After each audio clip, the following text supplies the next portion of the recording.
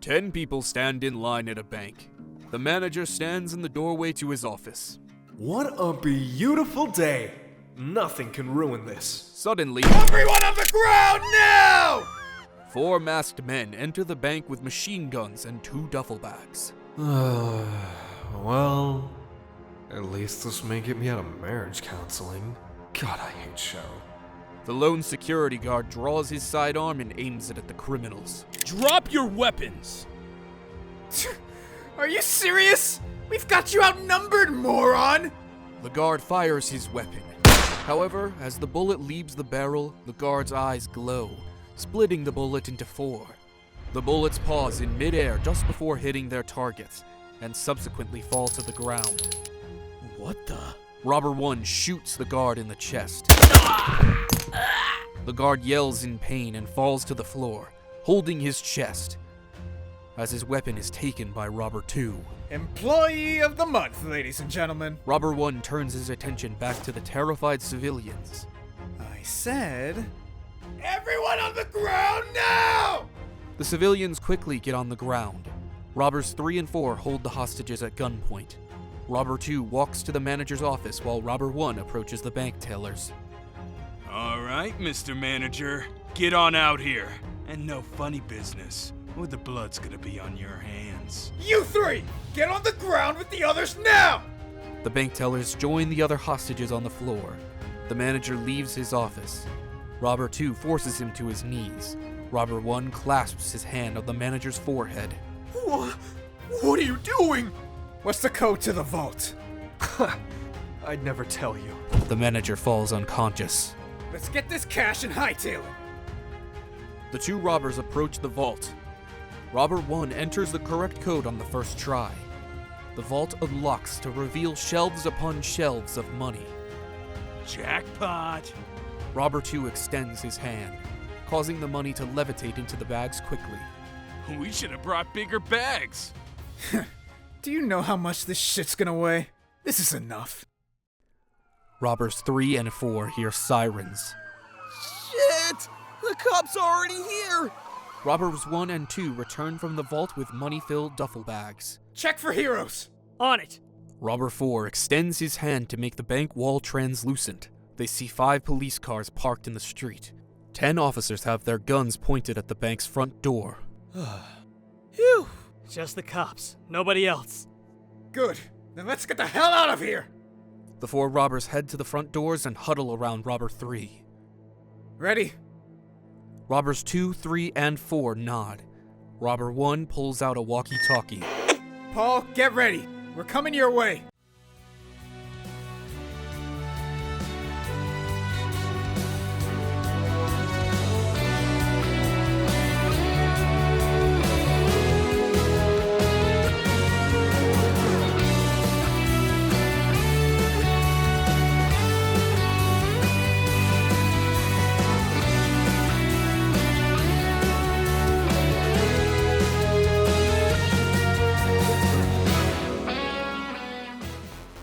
The 4 robbers burst out of the bank, opening fire on the police.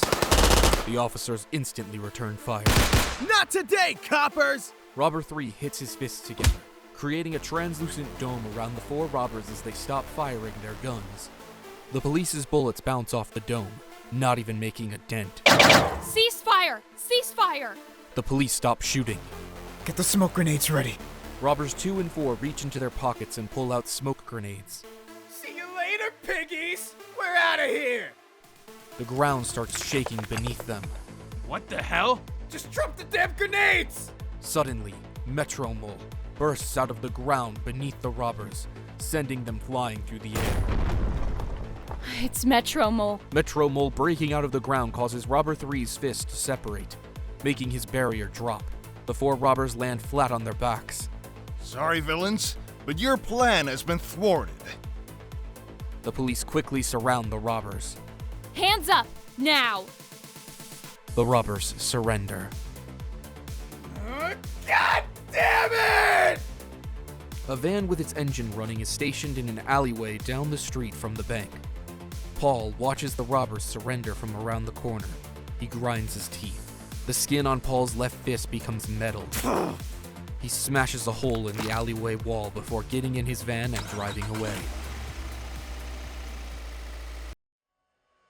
Every kid's dream is to grow up and become a pro hero, but only a handful make it a reality. Being a hero takes considerable effort. You can't just be anybody. You must recognize the responsibilities, the difficulties, and the tragedies that heroes have to live with regularly. You have to know what it means to be a hero, and understand how the line between your trademark being a blessing or a curse can be so thin. And, most importantly, you need to realize that people's lives are in your hands. And one mistake can have immense consequences. That's the hardest pill for wannabe heroes to swallow. They won't give out a hero badge to anybody. You have to check every single box. Needless to say, becoming a hero isn't the easiest thing. But if you put the work in and master your trademark, you can carve out a path toward becoming a pro. Well, at least that's what I thought.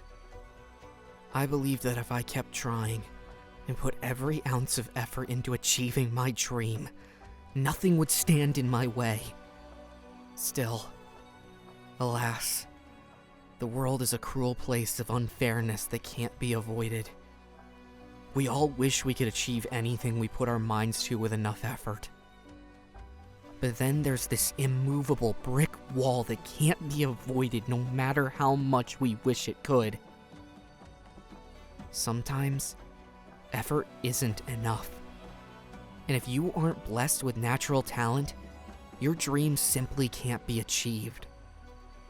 I was born with a weak trademark, a poor excuse for an ability, but I still want to be a hero. Talent is a mountain that can't be climbed. Suppose we're talking about the 5 stages of grief. In that case, I think I've rotated between the first 4 for a while now. Denial, anger, bargaining, and depression. But I don't think I've ever slipped into that final stage. Acceptance. Accepting that I'll never be a hero because I wasn't lucky enough to be born with great power. And no matter how hard I try, I'll never succeed. I've always wanted to help people. But unfortunately, I was born a disappointment. Hayes is seated in the back of a high school classroom. His teacher, Mrs. Lugo, is standing at the front of the room. Now, tomorrow, we'll move on to a topic I'm sure you'll all be interested in. The trademark era. The students perk up with excitement. But, since we have a few minutes left, let's see what you already know. Who can tell me when and how the first trademark was discovered? Jordan raises his hand. Mrs. Lugo points to him. On November 10th, 1999, a girl was born with a mutation that allowed her to levitate. Good, Jordan. And what happened after that? Someone else, please? Leo raises his hand. People worldwide began developing their own abilities out of nowhere. Yes, thank you, Leo. Even nearly 100 years later, scientists remain uncertain about how this mass mutation in our species was triggered. And in the end, roughly 75% of the world's population possess a trademark. This can be reflected in our class right here. There are 21 of you, and 17 of you possess trademarks. A student in the back of the class, Trace, chuckles. Are you counting Hayes? The class snickers. Hayes doesn't react. That's not very funny, Trace. Sorry, sir. I just don't think it's fair to lump the rest of us with the human punching bag. One could argue that it's downright disrespectful. The class laughs. Mrs. Lugo lets out an exasperated groan. Hayes glances at Trace. Don't make me write you up, Trace. Go ahead. I've already passed the HAE. Some of the students lightly gasp. Yeah, that's right. You're looking at the only one in our grade to accomplish that. Right, Hayes? Hayes glances at Trace. What are you still trying, flunky? Yeah. Well, keep trying. I'm sure you'll get it eventually. The class joins Trace in snickering. All right, that's enough. The final bell rings. The students start to leave the classroom. See you tomorrow. Trace stands up from his desk. Jordan, Leo, let's go. Hayes watches as the rest of the class exits the room. Trace, Jordan, and Leo begin their departure as Hayes stands up from his desk. Just so you know, Trace, the bravado act is kinda canceled out when you take any chance you can to ridicule me. Trace stares at Hayes for a moment before approaching him. Oh yeah? And why's that? Hayes simply smiles. Trace gets a disgusted expression. Let me tell you a secret, Hayes. You're never getting into Gen H Academy. And nothing you do will ever change the fact that I'm going to be a hero, and you're not. Trace storms out of the room, followed by Jordan and Leo. Hayes' smile fades into a frown as he grabs his backpack and begins to make his exit. Are you alright, Hayes? Yeah, it's nothing I haven't heard before.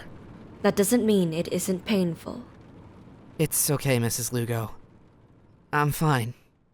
Have a nice day. Hayes exits as his teacher watches him with concern. Bradley Hunt stares out a third-floor hallway window as the rain falls. Dr. Kelsey Moore approaches and joins him. So, what are we looking at? Good afternoon, Dr. Moore. Oh, come on, Brad. We can call each other by our first names. Dr. Moore, we're at work. I'll call you by your last name. You should loosen up. It would do wonders for you. Hunt doesn't respond. Can you at least tell me why you're moping? I have to tell a kid that his dreams will never come true. Jesus, why? He's failed the Hero Aptitude exam for the 9th time. It's time for someone to break the news to him. The results aren't going to change. And why is that? 9 failures are discouraging, but it doesn't mean he can't pass eventually. The section he's failed every time is the trademark test. Oh. Yeah. It's a shame, too. It's Austin and Amelia Hayes' boy. Seriously? Dr. Moore pauses for a moment, thinking. How could he not have ended up with a strong trademark, given his background as the son of those two? Let's just say his classmates call him the human punching bag. Oh. Wait, how do you know that? I've been keeping an eye on him for a while. I talked to some of his teachers. He gets bullied just the same as someone without a trademark, but he's a fighter. You can tell he doesn't give up easily, if ever. His parents would be proud. And that's why you want to talk to him in person? Yeah. Hunt checks his watch. I'll see you later. Hunt begins walking away. Dr. Moore bites her bottom lip. Wait, I'll keep you company. No, it's fine. You have work to do. Nope, I'm all done grading papers for today. Why do you think I have time to chat with you at the window? Fair enough. Hunt stares at Dr. Moore for a moment. Alright, you can come. Great. Students leave the school through the front entrance and head to their respective cars and school buses. Hayes stands in the doorway, looking up at the sky. He takes a deep breath, puts up his hoodie, and starts walking away. Just as Hayes is about to exit the school grounds, he notices something out of the corner of his eyes. Trace, Jordan, and Leo pushing a scrawny student, Lenny, behind the school and out of sight. Lenny is backed up against a wall, cornered by the 3 bullies. What do you want, Trace? I hear you're a whiz kid. Is that true? What? Did I stutter? Jordan slugs Lenny in the stomach, causing his glasses to fly off his face. Trace needs to train for the Gen H entrance exam in May, so he needs you to help him with his homework. Yeah. You mean do it for him? Trace places his hand against the wall and gets in Lenny's face. He cowers. Yeah, he does. You got a problem with that kid? Look, either you agree to my proposal, or Jordan and Leo beat the crap out of you, and we find someone more agreeable. No. Jordan sprouts a third arm from his forehead and grasps Lenny's neck, choking him. Oh, I'm sorry, but it sounded like you were about to say no. Please. Do you know why we chose you for this job? Because we know you don't have a trademark, so you couldn't fight back even if you wanted to. Jordan tightens his grip, Lenny chokes harder. This school is a waste of my time. I need to train for the Gen H entrance exam. So, I need you to do my dirty work. Got it? Yeah, you're looking at the future hero king. Trace to Saint. Now, bow. You need extra time to train, Trace? Wow. And here I thought you were already the best. Trace, Jordan, and Leo turn around and see Hayes.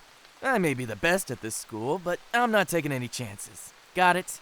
So you're saying there's a chance you'll fail the entrance exam? Trace's eye twitches, but after a second, he smiles.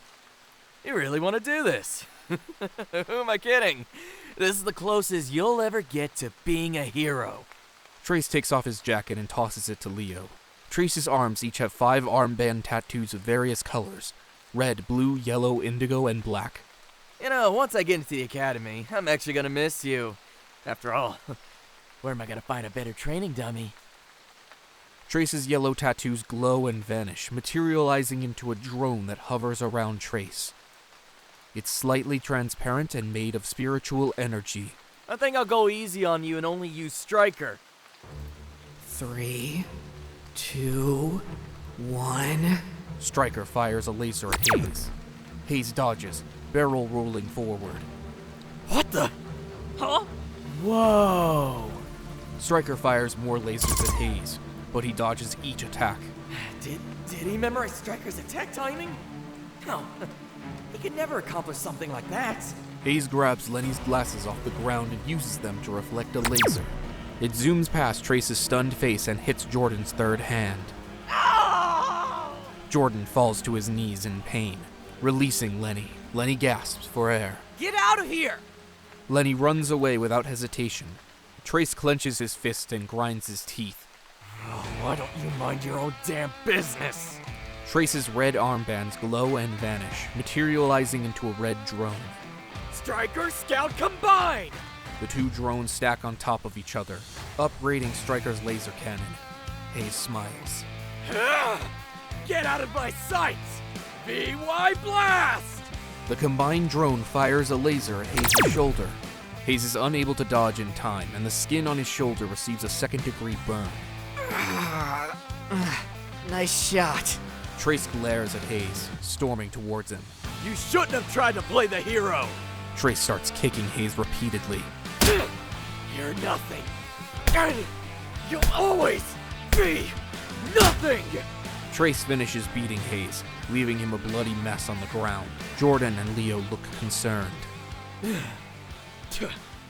Come on, boys. I hate the smell of trash.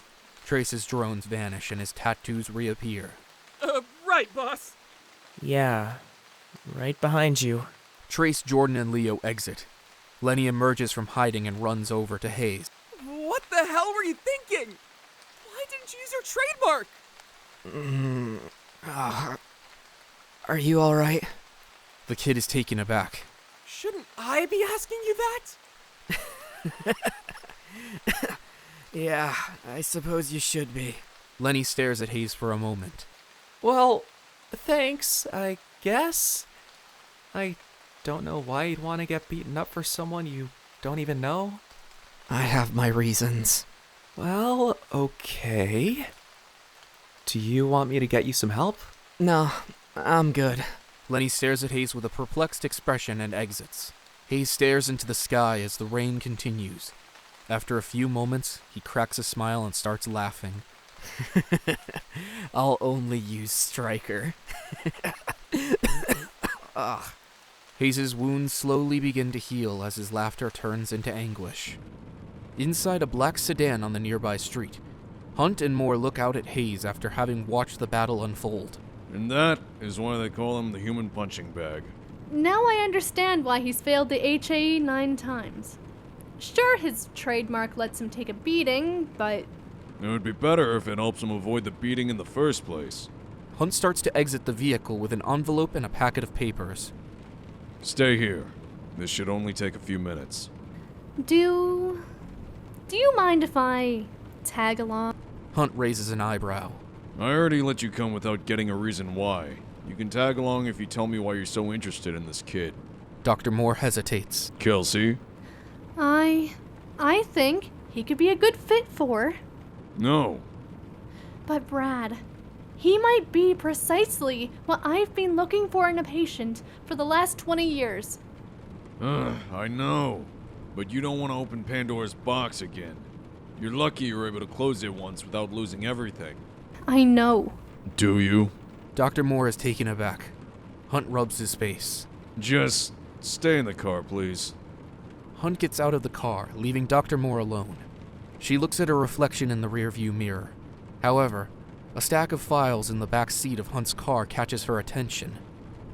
Dr. Moore looks out the window at Hunt as he walks away, then reaches into the back seat to search through the files. The rain begins to clear, and a single ray of sunshine beams down on Hayes. His wounds are almost gone. Are you alright? Huh? Hayes looks up and sees Hunt. Yeah, I'm almost done healing. Hayes stands up. I know. What? Hello, I'm Bradley Hunt. I'm the admissions officer from Gen H Academy. I specifically run the Hero Aptitude exam. Oh, crap. Hayes hesitates before shaking Hunt's hand. I suppose I don't need to introduce myself to you. No, you don't. I've been tracking your case for some time. My case? When you failed your 4th try at the HAE, I began to closely monitor your subsequent attempts. I'm sure you've realized I'm here to inform you that you failed for the 9th time. That's predictable. If it's so predictable, then why do you keep trying? Because I want to be a hero, just like my parents were. They were good people. I never met them, but I admired their work. Then you understand why I can't give up. No, you need to stop what you're doing. Hayes is taken aback. The exam consists of 3 parts: physical, moral, and trademark. Hunt hands Hayes the failure letter. You have failed the same section 9 times in a row, and it's the one you literally can't improve. If you keep trying and failing the same way, that isn't perseverance, it's stupidity. You're wasting your time if nothing changes. My trademark has held me back my whole life, but I refuse to let it keep me from being a hero. You won't catch a break and get a proctor who will pass you out of pity, and even if you do, there's no way you'll pass the entrance exam. Says who? Says the Academy. That's what the HAE is for, Ayden. Hayes takes a step back in shock at Hunt's words. So why are you here to tell me I failed again in person? What's different this time? I'm here to inform you that your case has prompted the school to implement a new policy. The exam can only be taken 3 times before we consider you a permanent failure. What?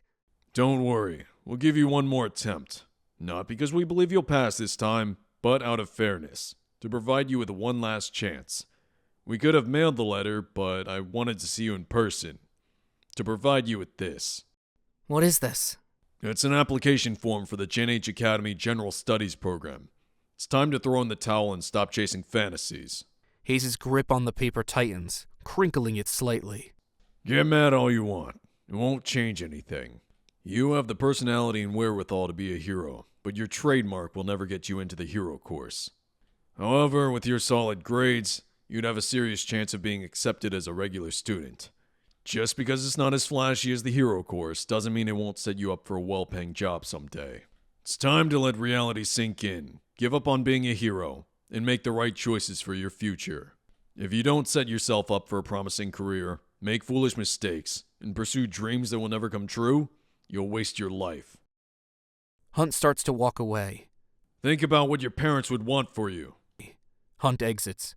Hayes stands in silence, staring at the paper as tears roll down his face. Dr. Moore finds Hayes' HAE file. She opens it and locates his address. She then places the file into a stack again as Hunt approaches the vehicle. Hunt gets in his car and buckles his seatbelt. He leans back in his seat and takes a deep breath. How'd it go? I didn't mince words. Jesus, Brad. He's just a kid. I know, but there's nobody in his life who can tell him the truth. So I had to. Hunt starts the car and drives away. Paul is smoking a cigarette inside his van. Fuck! Paul looks at a picture of his wife and daughter in his wallet and lets out a long sigh. Paul glances at his phone on the passenger seat and starts to reach for it, but stops himself. He instead grabs a Glock from his glove compartment and points it at his head. I'm sorry. A man, Philip Harbinger Nagosic, Knocks on the driver's side window. I wouldn't pull that trigger if I were you. Paul starts to sweat. He lowers the gun. Now, why don't you come out here and chat with me, Paul? Oh, and leave the gun in the car. Paul steps out of the vehicle unarmed. Oh, come on, Paul. You really thought I'd lend you a bunch of guns without putting a tracker on your car? Paul looks down at the ground. His hands are shaking. Hey, there's no need to be afraid. I'm not here to hurt you. I promise. I'll find a way to pay you back for the weapons we lost. Are you sure, Paul? Because, unless I'm mistaken, pointing a gun at your head with your eyes closed means only one thing. Paul gulps. So, I'll give you a mulligan. But don't lie to me again. You hear me? Yes, sir. Good. Harbinger smiles, patting Paul on the cheek twice playfully before he starts pacing around Paul. What happened to the distraction? I thought Metromol wasn't going to be available to stop us. So, you're saying it's my fault you failed? No. Now, here's how this is going to go. You work for me now, got it? Yes, sir. You'll do whatever job I ask you to do until I feel you've paid back your debt. Yes, sir. So, for your first assignment, I need you to go beat the crap out of that hero who took down your friends. What? I know you ain't deaf, Paul. Sorry, but why? Harbinger smiles and puts his arm around Paul's shoulder. Because he destroyed public property to do his job. That sidewalk is gonna be repaired with taxpayer money. Why not his? Paul nervously nods in agreement. Collateral damage shouldn't go unpunished, my friend. So, go teach that mole the last lesson. Harbinger starts walking away. How will I find him? We'll text you his location. Oh, and that reminds me. I know where your family is, too. Harbinger exits, whistling. Paul bolts to his car and drives out of the parking garage. Hayes sits on his couch in the dark living room, staring at the General Studies application. Fuck! Hayes swipes the papers off the table. He grabs the remote to his TV and turns it on. Were apprehended as the A-rank hero Metromol swept them off their feet. Although the robbery was a failure, police discovered a walkie-talkie on one of the gunmen, prompting them to believe there is a fifth assailant who escaped. Upon questioning nearby civilians, one business owner noted a suspicious vehicle was parked in the alleyway outside of his building for over 20 minutes. The driver damaged the property and fled after the criminals were apprehended. Security camera footage provided police with a description of the vehicle and license plate number, but not a positive ID of the driver. Be on the lookout for a dark gray van with his license plate. If you see the vehicle, immediately call the authorities and keep a safe distance from the driver. He has been classified as a B-tier villain. Hayes watches intently as the footage of Metromol bursting out of the ground plays. That's strange. Why would those guys rob a bank inside Metromol's territory if that was their plan to escape? The only explanation is that they didn't know. Hayes rewinds the TV and stops on the license plate. That's a Tennessee plate, so they must have known. Something's up. If they knew Metromol would be the responding hero, then they must have believed he was busy elsewhere. So, either the distraction failed, or... Hayes' eyes widen with realization. Hayes checks his phone for the time. He then runs out of his apartment. Dr. Moore drives into Hayes' apartment complex and parks out front. This is a bad idea, Kelsey. Dr. Moore hesitates before stepping out of her car. However, just as she does so, she sees Hayes walking down a staircase and exiting the property. Where could he be going at this hour? Dr. Moore gets back into her car and follows Hayes as he hurries down the street. Metromol enters a convenience store. Oh, hey there, Clayton. How many times do I have to tell you not to call me by my name while I'm on duty? Al makes a coffee and places it on the counter. How goes the page roll tonight? I helped a cat get out of a tree. Living the dream, huh? Well, I thwarted a bank robbery today. Yeah. I saw that on the news. What a bunch of idiots. Paul enters the store. He stares down Metro Mole. Hello, sir. Hayes approaches the convenience store, but he abruptly stops when he sees Paul's van. What? Oh, shit! Metro Mole raises an eyebrow as Paul continues staring at him. Do you want my autograph, sir? Yeah. Okay, Al. Mind letting me borrow a pen? As Metro Mole turns his back, Paul pulls out his gun and fires 3 shots into Metro Mole's legs. Metro Mole falls to the ground in pain.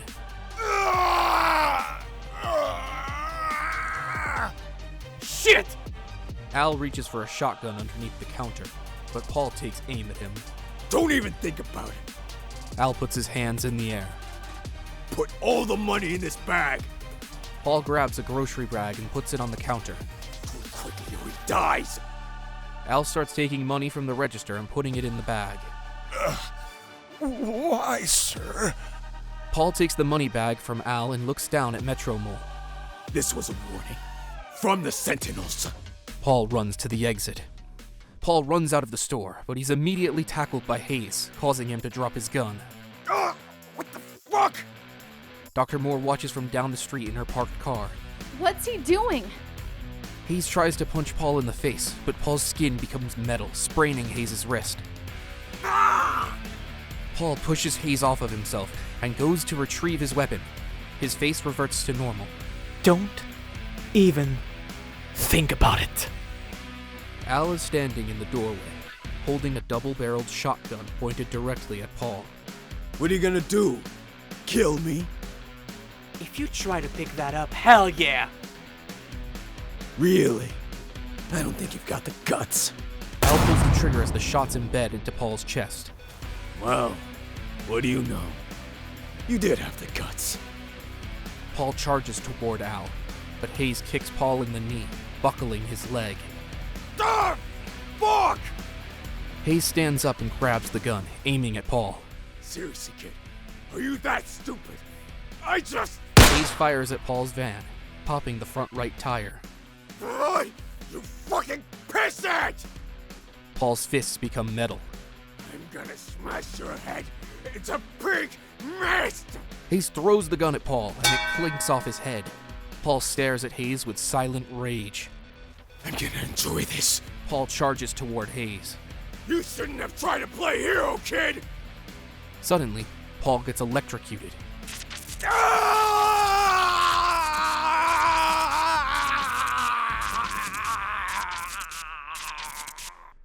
Paul falls to the ground unconscious. Hayes, Al, and Moore look surprised and confused. A hero, Spectre, appears in front of Hayes. Spectre? What the hell is he doing here? Is everyone here all right? The kid's hand got messed up, but that can wait. Metro Mole needs help. Got it. Stay out here and guard that villain until the police arrive. You got it, Spectre. Spectre runs inside the store. Hayes hears sirens approaching. Dr. Moore smiles as she watches from her car. Thanks for your help, Hayes. You usually don't come here during weekends, but boy, I'm glad you needed something from my store tonight. Sorry, Al. I didn't come here to buy anything. I wanted to talk to Metro Mole. Oh? About what? Hayes glances at Paul. It's not important. The police arrive and arrest Paul. Metro Mole is loaded into an ambulance. Hayes is sitting on the sidewalk. An officer approaches Spectre. Good work, sir. Thanks, but I wish I'd gotten here on time. Metro Mole could have been okay. Wait. The gunshots weren't what drew you here? No. I received an anonymous tip about the Bolo van being spotted. What about that kid? Why is he hanging around? The officer and Spectre glance at Hayes. He fought the villain and kept him here long enough for me to arrive. Seriously? The kid's got more guts than a lot of full-grown men. Standing up to an armed robber? Damn. The officer and Spectre approach Hayes. He stands up. You're free to leave if you like. The store has some security footage, so we don't need to speak with you. Well, actually you do. I came here to talk to Metro Mole. The officer and inspector look at each other. How'd you know he'd be here? He stops here every night for a break from his patrol. The time usually fluctuates, but it's usually around 9:15 p.m. The officer and inspector are silent for a moment. Why did you want to talk to Metro Mole? I have a theory about the bank robbery from this morning. What is it? I think those robbers believed Metro Mole would be busy elsewhere. Why else would they try escaping the way they did? So, you think there was supposed to be a distraction? No, I think they were the distraction.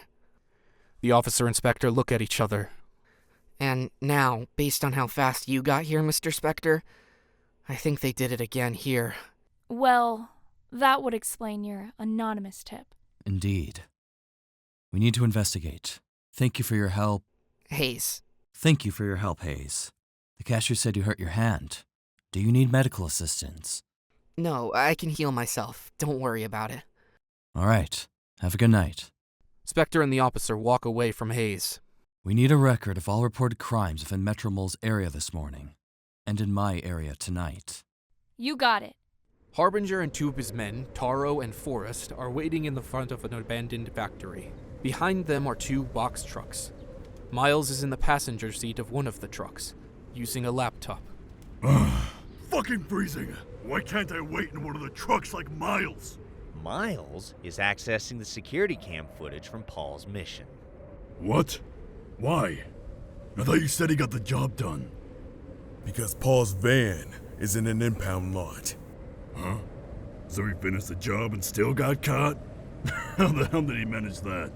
You're throwing off the curve, Forrest. That's why Miles is figuring out what happened. Suddenly, a warp vortex opens in front of them. Zaire walks out of the vortex with four boys around his age who are carrying two large wooden crates. Miles, get out of here!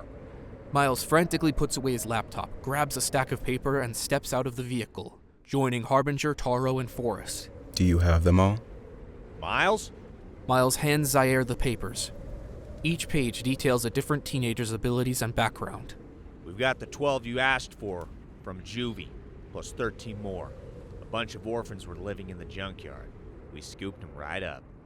Zaire looks through the papers. Good work. Zaire snaps his fingers. His four grunts move to the back of the box trucks and begin unloading the sedated teenagers from the paperwork, taking them through the vortex. Feel free to take your reward. Get to work, boys. Forrest and Taro take the crates to load them into the trucks. 50 AR-15s, 20 Browning high-power pistols, and 15 Mossberg 500 shotguns. Perfect. Then, let's talk about next month. Indeed. We'll meet here at the same time on the 9th of March. A week early, huh? Must be a lighter load. We're looking for quality over quantity this month. Zaire tosses Harbinger an index card. It reads, Michael Dixon, codename Nitrogliss. One guy. You weren't kidding. He's extremely dangerous. But you'll learn more about that when you devise your plan to break him free. Break him free? Is this one also in Juvie? No. He's an S-tier villain, originally from Australia. He's being extradited back to his home country. You'll intercept his transport on the 9th and immediately bring him to us. An S-tier villain? We can't.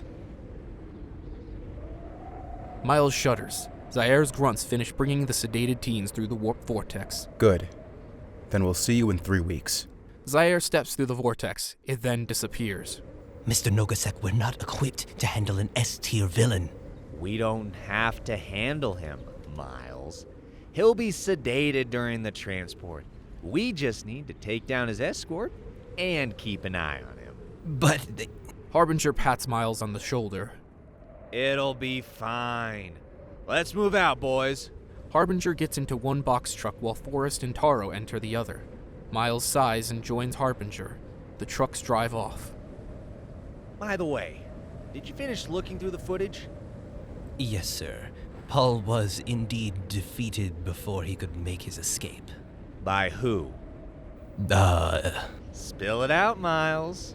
Well, Spectre was the one who defeated him, but Spectre only arrived on time because some kid intercepted Paul. A kid? Yes, I've already brought up his file. His name is Ayden Hayes, 18. He's the son of Austin and Amelia Hayes. He's not very strong, but he showed great ingenuity to prolong Paul's escape. Wait. Austin and Amelia Hayes? Huh. Keep an eye on him for me. You think they'll want him? I don't want to deliver him. I want to kill him. Hayes yawns and starts walking away from the store. He passes by Moore, who is standing by her car. Hey, kid. Hayes stops and turns around. Yes? I have to say, that was impressive back there. How you stood up to that armed robber. Thanks, but I just did what anyone would do. Anyone? There aren't many people out there who would dare to do that, let alone at your age. Hayes is surprised by Moore's words. Trust me, that was pretty heroic of you. I'm no hero. But I know you want to be. Huh? How would you... I'm a professor at Gen H Academy. What, are you here to tell me my trademark sucks and I should give up? Because I already heard that once today. No. On the contrary, I'm here to ask if you want an upgrade.